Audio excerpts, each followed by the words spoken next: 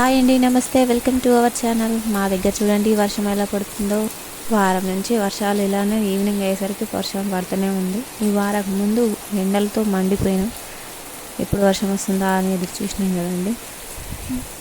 ఈ వర్షాలు పడకముందు మా అమ్మ వాళ్ళు పత్తి గింజలు 2 సార్లు వేశారంట. ఫస్ట్ సారి వేసింది ఎండలకు అసలు మొలకెత్తలేదు. రెండోసారి కూడా వేశారు. రెండోసారి వేసినప్పుడు వాళ్ళు కొంచెం నీళ్లు పెట్టి తడిపారంట. తడుపుతూనే ఉన్నారు. ఇప్పుడు కొంచెం వర్షం పడుతుంది కాబట్టి అవి మొలకెత్తితే వాళ్ళు ఇంకా చాలా హ్యాపీగా ఉంటారు.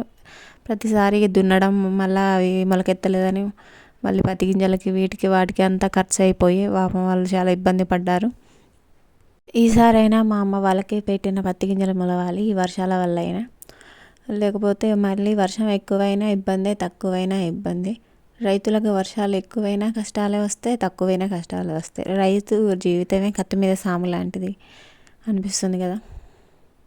ఈ వర్షాల వల్ల రైతులకు అందరికీ మంచి జరగాలని అనుకుందాం. అలాగే ఎలాంటి నష్టం జరగకూడదని కోరుకుందాం. స్కూల్ టైం అవుతూ ఉంది. మా పిల్లలు వచ్చే టైం కూడా అవుతుంది. వాళ్ళకు వేడివేడిగా ఈ వర్షానికి ఏమైనా చేసి పెట్టాలని గారెలు తయారు చేస్తున్నాను. గారెల పిండి ముందే రుబ్బుకున్నాను.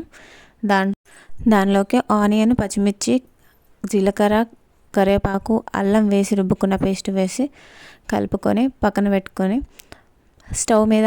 స్టవ్ మీద కళాయి పెట్టి ఆయిల్ కూడా వేడి చేస్తున్నాను. పక్కన ఆయిల్ వేడవుతూ ఉంది. ముందుగా రుబ్బు పెట్టుకున్న పిండి పక్కన పెట్టుకున్న కలిపింది. ఇప్పుడు ఆయిల్ వేడైందా లేదని కొంచెం పిండి వేసి చెక్ చేసుకుంటున్నాను. ఆయిల్ వేడైంది. ఇప్పుడు గారెలు వేస్తున్నాను.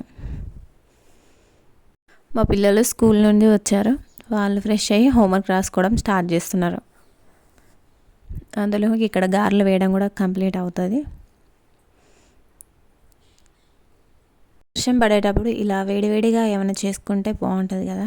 అదే బయట ఫుడ్ కాకుండా ఇంట్లో ఫుడ్ అయితే ఇంకా పిల్లలకి మంచిది.